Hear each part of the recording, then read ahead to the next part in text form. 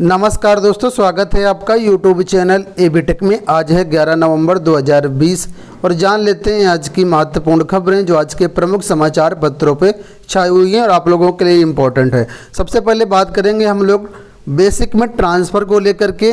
लिखा है ग्रामीण से नगरीय क्षेत्र में हो सकेंगे तबादले। जल्द ही बेसिक शिक्षा परिषद की ओर से संचालित स्कूलों के शिक्षकों के तबादले ग्रामीण से शहरी क्षेत्रों में हो सकेंगे। इसके लिए सरकार ग्रामीण और शहरी क्षेत्र के विभाजन को खत्म करने पर विचार कर रही है।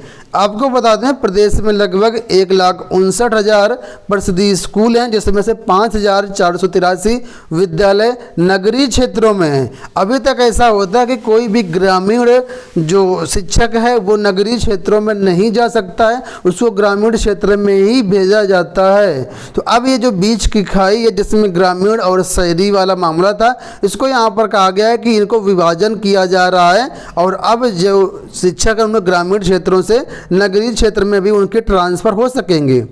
अगली अपडेट की बात कर रहे हैं तो यहाँ पर अपडेट है 69,000 शिक्षक भर्ती की।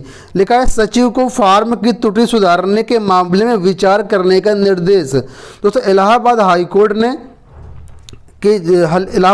ने जो सचिव हैं परीक्षा नियुक्त प्राधिकारी उनको 69,000 सहायक अध्यापक भर्ती 2019 में ऑनलाइन आवेदन में डीएलएड के अंक दर्ज करने की गलती सुधारने पर विचार करने का निर्देश दिया है।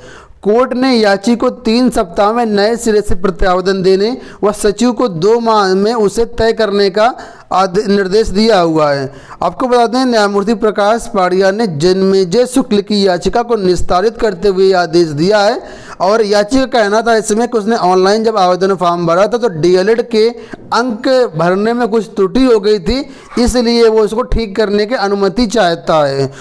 और इस पर जो अभ्यर्थी है, जो याची है, उसने एक वर्षा कुमारी का केस था, उसको उसके हवाले से इसमें कोर्ट पर गलती सुधारने के लिए विचार करने का निर्देश पीएनपी को दिया है। तो फिलहाल इसमें देखते हैं क्या होता है। हालांकि कोर्ट ने विचार करने का निर्देश दिया कि इस पर विचार करें और इसकी गलती ठीक करें। अगली अपडेट की बात कर लेते हैं। टीजीटी बायोलॉजी को लेकर के बड़ी अपडेट आ रही है। कल भी मैंने इसका वीडियो बनाया था, आज सुबह इसका अलग से वीडियो बनाया हुआ, आप उसको देख सकती हैं। यहाँ पर हम शॉर्ट में बात करेंगे। लेकिन शिक्षक भर्ती में टीजीटी जीव विज्ञान शामिल, जल्द जारी होगा संशोधित विज्ञापन। शिक्षा सेवा चयन बोर्ड की बैठक में हुआ बड़ा फैसला। कल मैंने आप लोगों को बताया था कि चयन बोर्ड में मीटिंग चल रही है बायोलॉजी को लेकर के।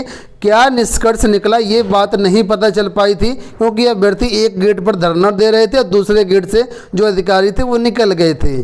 तो अब यहाँ पर समाचार पत्रों के माध्यम से बोला गया है कि जो बायोलॉजी को 2020 विज्ञापन में शामिल करने की बात थी उस पर सहमति बन गई है, फैसला हो चुका है।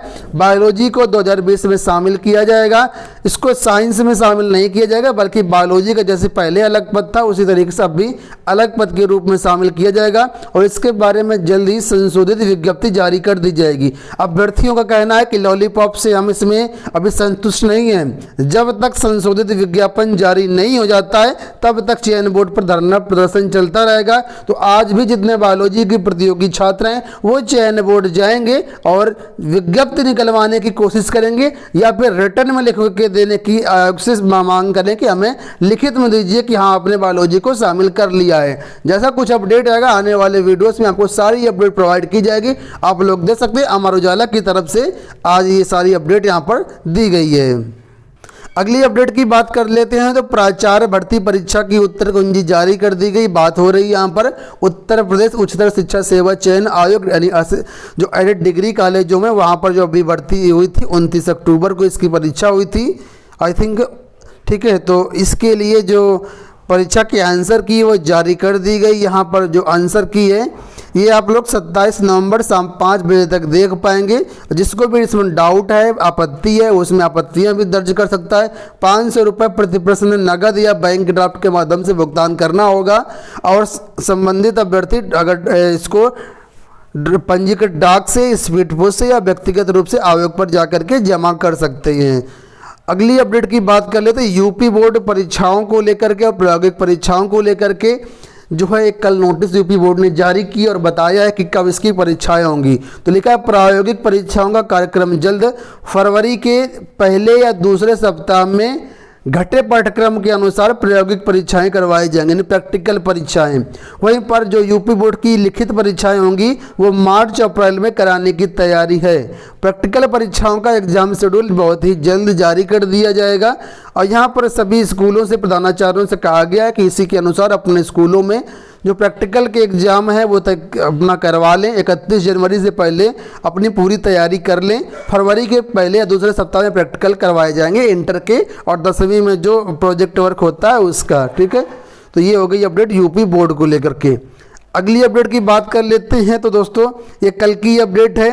लिखा है जीव विज्ञान व कंप्यूटर शिक्षक भर्ती के लिए मुख्यमंत्री को पत्र। युवा मंच लगातार अभ्यर्थियों के साथ में है और मांग कर रहा है कि इनके शिक्षक भर्ती को में शामिल किया जाए। हालांकि जीव विज्ञान का फैसला तो हो चुका है तो इसका तो काम खत्म, लेकिन कंप्यूटर शिक्षक भर्ती का भी फैसला नहीं हुआ है। इनका कहना है कि हम मुख्यमंत्री को लेकर पत्र भेजा है और कहा कि अगर इस पर सुनवाई नहीं होती तो बहुत जल्द लखनऊ भी जाएंगे इसमें जो अधिकारियों से वार्ता करना। यहाँ पर लिखा है, देखो देख सकते हैं, युवा मंच से जुड़े छात्रों का प्रतिनिधिमंडल 12 नवंबर को लखनऊ जाएगा और माध्यमिक शिक्षा मंत्री व निदेशक माध्यमिक शिक्षा से मुलाकात कर अपनी मांगों का निराकरण के लिए मांग करेगा।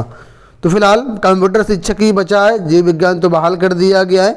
अगली अपडेट की बात कर लेते तो लिखा है खाते 31 मार्च तक आधार से जोड़ लें बैंकों के लिए दिशा निर्देश दिए गए हैं कि जो भी आपके यहाँ खाते हैं उनको 31 मार्च तक हर बैंक खाते को आधार कार्ड से जोड़ दें। तो अगर आपका भी ऐसा कोई बैंक खाता जिसमें आधार कार्ड नहीं लगा है तो 31 मार्च से पहले आप लोग भी जुड़वा लीजिएगा।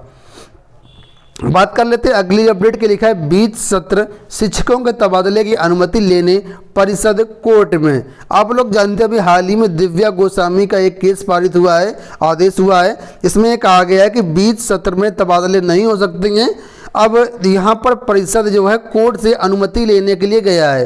लिखा है बेसिक शिक्षा परिषद ने प्राइमरी और जूनियर हाई स्कूल के अध्यापकों का 20 सत्र में स्थानांतरण करने के लिए हाईकोर्ट से अनुमति मांगी है। इसके लिए हाईकोर्ट द्वारा अंतर जनपदीय अध्यापकों के स्थानांतरण के संबंध में दिव्या गोस्वामी केस में पारित आदेश में संशोधन करने के लिए अर्जी दाखिल की गई है। हाईकोर्ट ने इस केस में अंतर जनपदीय तबादलों के संबंध में निर्देश जारी करने के साथ ही यह भी कहा था कि 20 सत्र में अध्यापकों के तबादले न किए जाएं।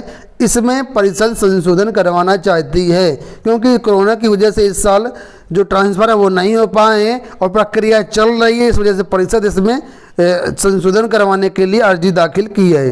जैसा कुछ अपडेट निकल के आएगा आने वाले वीडियोस में सारी अपडेट आपको प्रोवाइड की जाएगी। आप लोग चैनल के साथ जुड़े रहिएगा। अगली अपडेट की बात कर लेते हैं। तो नई असिस्टेंट प्रोफेसर भर्ती को लेकर के बहुत से छात्रों ने धरना प्रदर्शन किया।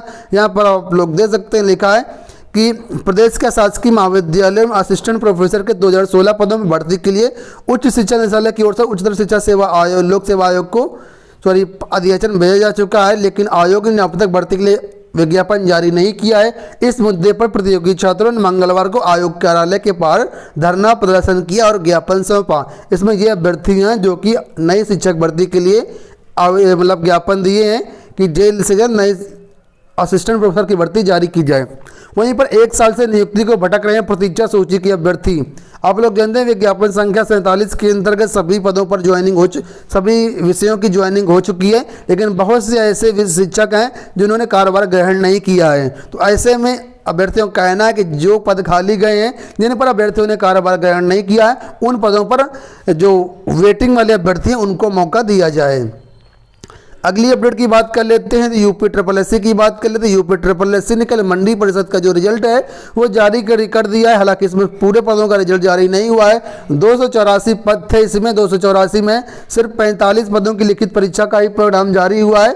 ये अभ्यर्थी आशुलिपिक व टंकड़ परीक्षा के लिए 261 इसमें सफल घोषित किए गए हैं। ठीक है, और इसका रिजल्ट आप लोग आयोग की वेबसाइट पर देख सकते हैं। बाकी पदों का रिजल्ट यहाँ पर लिखा है कि बाद में जारी किया जाएगा।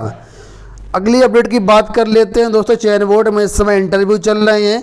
कल PGT हिंदी का अंतिम दिन इंटरव्यू था। यहाँ पर एक 57 वर्ष के जो अभ्यर्थी हैं वो इंटरव्यू देने पहुँचे।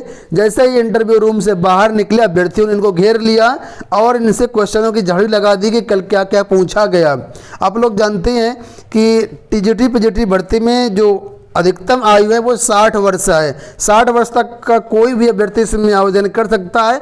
ये रिटायरमेंट के अंतिम पड़ाव में चल रहे हैं, मतलब 57 वर्ष की आयु है। अगर जॉब लगेगी तो सिर्फ 3 साल ही नौकरी कर पाएंगे, अधिक से अधिक 5 साल नौकरी कर पाएंगे। और ये भी इंटरव्यू देने के लिए कल पहुंचे थे। तो यहाँ पर प्रतियोगी छात्रों ने बहुत कुछ इनसे पूछा। राजकीय पॉलिटेक्निक संस्थानों में 5000 से ज़्यादा सीटें खाली हुई हैं, पड़ी हुई हैं।